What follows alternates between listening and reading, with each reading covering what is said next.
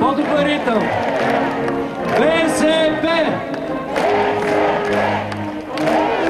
Скъпи приятели, скъпи социалисти, хора на левицата, честит 122 рожден ден! Честит празник!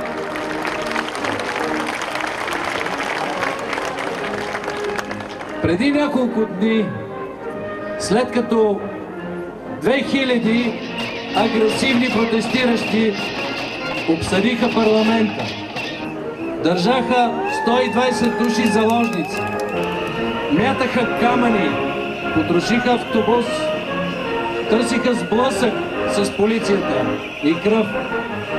И се обадиха десетки хора и казаха: стига търпяли това безобразие. Искаме да пренесем Бузлуджа в София. Първи в дългият път към София се включиха родните ни подводничари. Гребците от дълбините излизат и стъпват на родния бряг, понесли в река колективната молба на екипажа за софийско жителство. Те са посрещнати от ученичките на езиковата гимназия в село Обзор. Морските ни лъвове поемат въздух и предават непромокаемата мукавена граната в ръцете на девойките. От всички точки на Народната ни република се спускат лъчи към София. Всяко село във време на жътва оставя жените да се оправят сами коя както може, а мъжете се втурват да завоюват доверието на партията. Лодките от Варненското езеро се превръщат в флагман на новия канал, който трябва да свързва Черно море с столицата. В надпреварата за място в сърцето на партията участие взимат русалките на град Бургас. Рибарите от село Резово успяват да увлекат в своя порив към София, закъсали в река Резовска лодки от съседна Турция. От Пловдив до Пиринския край хората са сплотени. Колективният дух обединява трудещите се комунисти и комсомолци и те заедно под строй, без да развалят сплотените от партията редици, маршируват убедено към София. В столицата вече пристигат първите лъчи на похода към софийско жителство. Момичетата на Народната ни социалистическа република са скъсали с старите монархически традиции и сега уверено гледат към БГ Мама и са на разположение ударно да раждат младото поколение на България.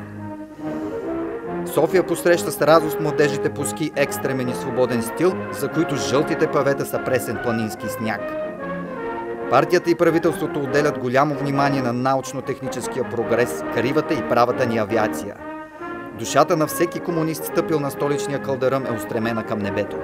Партията и правителството пръскат революционното си семе сред народа и това се вижда от всички страни. И днес ние, десетки хиляди български граждани, сме тук. Защо? Последни данни, 1,5 милиона българи са безработни. Включително и аз. И не само защото сме неграмотни, не само защото не искаме да работим, а защото няма работа. Искам да ви пожелая да имате самочувствието на хора от партия силна, мъдра, убедена в това, че работим за България, за хората. Да вървим напред заедно.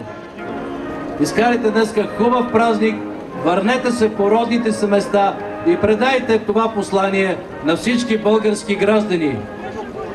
Обичам ви! Всички ние обичаме България! Да живее България! България!